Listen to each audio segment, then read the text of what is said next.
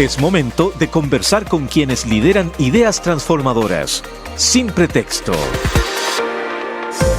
1:07 p.m.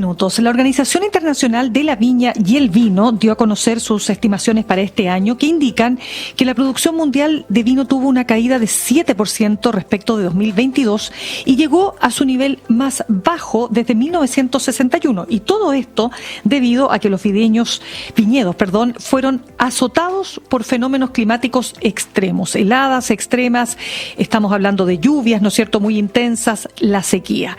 Y claro, efectivamente todo eso ha tenido un impacto significativo en los viñedos de diferentes partes del planeta, desde Australia, pasando por Italia, Francia y llegando a Chile. Y de este tema queremos pasar a conversar con nuestro columnista de hoy. Él es doctor en genética de la Universidad de Nottingham y académico de la Facultad de Química y Biología de la USACH, Francisco Cubillos. Francisco, un gusto de tenerte con nosotros esta tarde. Hola, buenas tardes, ¿cómo están? Bien, pues, a ver, partamos preguntándonos por qué efectivamente se produce esta baja que es importante. ¿Por qué ahora? ¿Qué factores dirías tú que se han ido sumando para que se produzca, ¿no es cierto?, a nivel mundial esta afectación? Claro, hay que considerar que cuando la uva, cualquier fruto en general, cualquier planta que da origen a un fruto, requiere de ciertas condiciones ambientales, ¿cierto? Eso es claro. Temperatura, eso es agua, son nutrientes en el suelo, ¿cierto? Recibe una cierta radiación y por lo tanto cuando alguno de estos factores se ve afectado más allá de lo normal, es entonces cuando la producción se ve afectada. Yo creo que hoy día mismo, ¿cierto? Lo estamos viviendo acá en la región metropolitana, que estamos teniendo lluvias fuera del contexto normal de lo que estábamos teniendo en los últimos años. Por lo tanto, si pensamos que algunas plantas pueden estar en flor, esa flor se puede caer, por ejemplo, se puede ver afectada, la planta se puede ver dañada, se puede ver afectada por un exceso de agua y por lo tanto hay menos frutos. Y al haber menos frutos, entonces estamos impactando directamente en el rendimiento posteriormente del proceso propiamente tal. Esto para que vayamos haciendo el mapeo a nivel mundial, ¿no es cierto? Partamos primero por el hemisferio norte. Italia se vio afectada, Francia, España. ¿De qué manera? Mira, se puede ver afectada de estas dos maneras. Uno, como indicaba, son las condiciones ambientales que impactan en el rendimiento de cuántos granos de uva, por ejemplo, yo voy a tener por planta. Claro. ¿Cierto? Y esto va directamente a impactar en cuántos litros de mosto yo soy capaz de generar. Entonces, hoy en día estamos teniendo algunas tormentas que no son solo lluvias, o sea, son realmente tormentas las cuales afectan completamente a una planta. Imagínate, si nosotros estamos teniendo problemas, imagínate en una planta que no es capaz de moverse, que tiene que aguantar en el mismo lugar todos los cambios ambientales que está viviendo a través de todo un periodo del año. Entonces, eso hace que luego, posteriormente, tú tengas una menor cantidad de litros. Si por algún motivo, por ejemplo, este año hemos tenido menos radiación solar de la habitual, ¿cierto? Menos sol, esto también puede impactar en lo que esa uva contiene. La cantidad de azúcar que tiene, la cantidad de nitrógeno que tiene, el tamaño de esa misma uva. Por lo tanto, luego yo puedo tener un mosto, el cual no va a tener la cantidad de azúcar, o por el contrario, si yo tengo un año muy seco en el cual no tuve lluvias y tuve un exceso de sol, entonces yo ahora voy a tener unas uvas con demasiada azúcar, que me va a generar un producto fermentado el cual no cumple con los estándares necesarios para calificar dentro de vino. Si tiene mucho etanol, uno no quiere tomar un vino que tenga demasiado alcohol, que en el fondo no contenga esta experiencia de sabores y aromas, sino que al final lo único que siente es el alcohol. Lo mismo es cuando nos vamos al caso contrario. Si no tiene la cantidad de carbono y nitrógeno necesario para que los microorganismos realicen el proceso de fermentación, entonces va a ser un vino más pobre y por lo tanto no vamos a llegar a la calidad necesaria para tener el vino que corresponda. Entonces todos estos factores en su conjunto empiezan a impactar en la producción finalmente. Claro, ahora, la pregunta que también se plantea en algunas de las publicaciones que se han escrito sobre el tema es hasta dónde estamos hablando definitivamente de cambio climático y hasta dónde de otros fenómenos nomás que no están relacionados directamente. ¿Se puede hacer ese corte ahí, entender a qué corresponde cada una de las de lo que ha ocurrido, de esta baja de producción, a qué factores responde directamente? Claro, para eso tenemos que hacer una mirada global, hay que salirse un poco de mirar este año, por ejemplo, en particular, o el año pasado, y para eso uno tiene que ver la tendencia de los últimos 30 años, de los últimos 50 años. qué ha pasado con la producción de vino, qué ha pasado con la calidad de los mismos. Si uno hace esta mirada, así como la gran foto, ¿cierto?, en los últimos 50 años, lo que vamos a ver hoy día es que los vinos están teniendo este problema de que están, en Chile en particular, por ejemplo, que están siendo demasiado alcohólicos. ¿Qué pasa? Tenemos mucho sol, ¿cierto? Tenemos temperaturas extremas, ha ido aumentando la temperatura y eso hace que las uvas tengan una mayor cantidad de azúcar de la que deberían tener. Y entonces ahí es donde se juegan estos factores. La persona, el enólogo, la enóloga, que es encargada de decidir cuándo se toma entonces la uva, tiene que jugar con esto. Tú no quieres una uva que esté baja en azúcares porque entonces vas a tener un alcohol muy pobre, o sea, un vino muy pobre.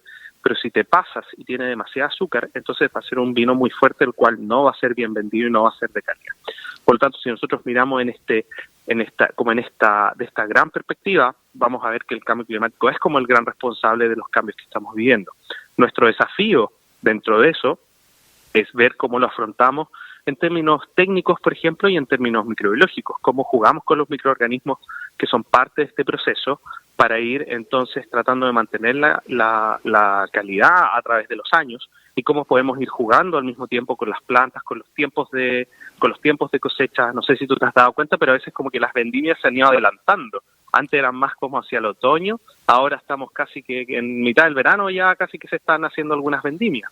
Entonces todo esto va jugando de cómo nosotros nos vamos adaptando frente a este cambio climático que está existiendo y que se presentan las variables ambientales, los cambios ambientales más importantes. Fíjate que estaba también leyendo, Francisco, que el hecho que, claro, que por ejemplo, en el caso puntual de Italia, perdió, dice acá la información del The Guardian, dice el título principal de productor mundial, cayendo a un 12%, dice, respecto de sus producciones anteriores. Luego, en el caso de Francia, pasó a primer lugar, en fin, y decía que esto de alguna manera la parte positiva tenía que ver con que se había un poco ordenado, ¿cómo decirlo?, el equilibrio, había un desequilibrio y ese desequilibrio como que se ordenó. ¿Es así o no? Lo que pasa es que uno podría pensar en una práctica intensiva, ¿cierto?, como un exceso productivo, y en el fondo ahora al ir disminuyendo, como que uno podría pensar que se está estabilizando hacia algún tipo de producción más dentro de lo habitual o dentro de lo esperado, lo que podemos hacer. Yo creo que lo más importante acá es que demuestra además que no solamente es acá en el hemisferio sur, particularmente en Chile, en nuestra zona donde estamos viendo una disminución de las precipitaciones, sino que esto lo estamos viviendo a nivel mundial. Francia, Italia, Croacia y otras regiones mediterráneas que son productoras de vino están viviendo menores niveles de agua y por tanto esos menores niveles de agua están directamente impactando en ese rendimiento productivo que es esta disminución que se observa. Bien, Francisco, vamos entonces a lo que pasa en nuestro país, porque la producción específicamente acá bajó un 20%. Esto en el caso puntual de nuestro, o sea, de Chile, tiene que ver con incendios forestales, entendemos sequías, en fin, ¿no? Quiero saber cómo se está enfrentando el problema en Chile, porque había leído que estaban incluso ocupando ciertas técnicas antiguas, ¿no?, para enfrentar la falta de agua o los cambios del clima. A ver, cuéntanos un poquito de eso.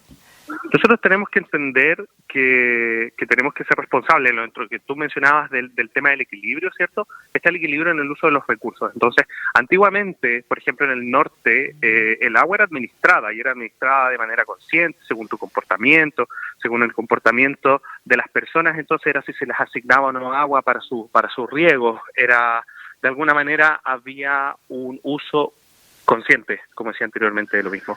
Hoy en día, entonces, hay una serie de proyectos a nivel local en el cual lo que se financia es pasar como de este riego por inundación, ¿cierto?, en el cual como que tú dejas que el canal inunde el campo, a pasar a un riego por goteo, por ejemplo, en el cual, en ese caso, la utilización de agua es considerablemente menor a que si tú haces inundación, ¿ya?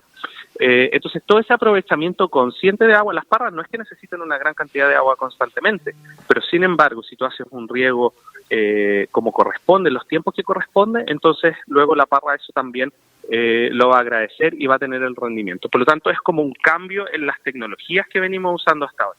Eso sería por una parte.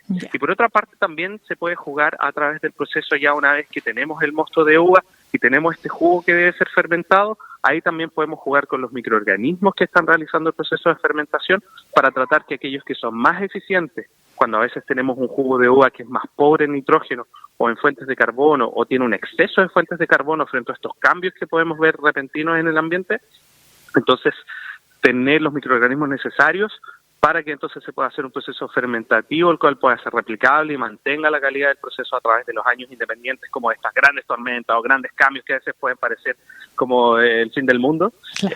pero tener entonces como las herramientas industriales para poder mantener el proceso productivo. Sí, conversamos hasta ahora con Francisco Cubillos, doctor en genética de la Universidad de Nottingham y académico de la Facultad de Química y Biología de la USACH. Francisco, también para efectos de lo que son los valles del centro del país, digamos, ¿no? Toda aquella tierra que se cultiva con la cepa de Carmener o de Cabernet Sauvignon o de Merlot, ¿es efectivo que los productores cosechan de noche para también hacer frente a los cambios climáticos?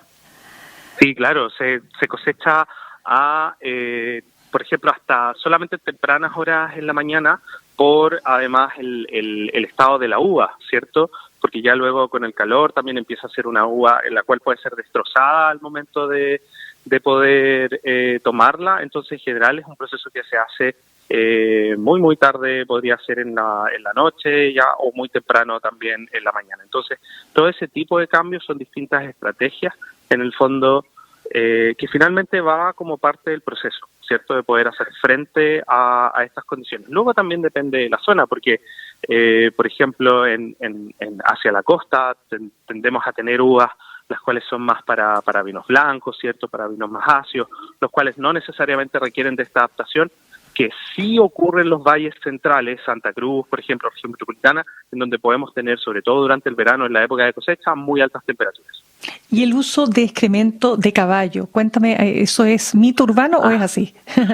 No, lo que pasa, siempre hay que ver también dependiendo de qué es lo que tenga, pero es abono, Claro, abono por para la supuesto. tierra, ¿cierto? Entonces hoy día muchas viñas también están trabajando en procesos sustentables, es decir, utilizar los mismos desechos que ellos tienen del año anterior, las cuales contienen nitrógeno, contienen carbono, contienen distintas vitaminas que la misma tierra necesita, entonces de tal manera de tratarlas y devolverlas a la tierra.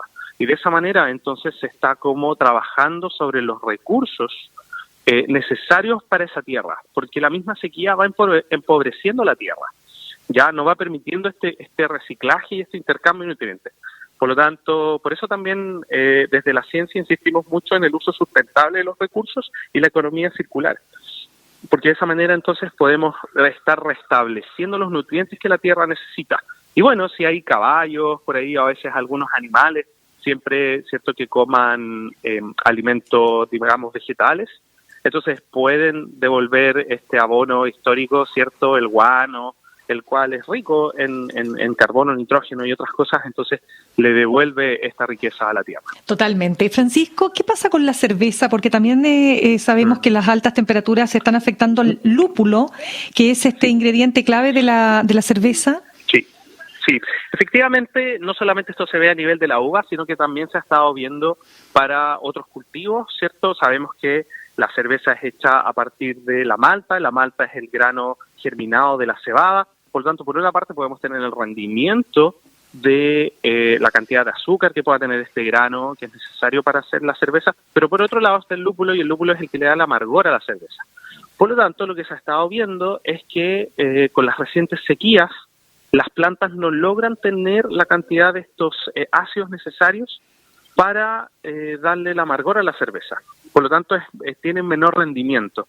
El lúpulo se vende en formato de pellet, así como cuando uno compra el pellet de alimentos para perros o para de madera.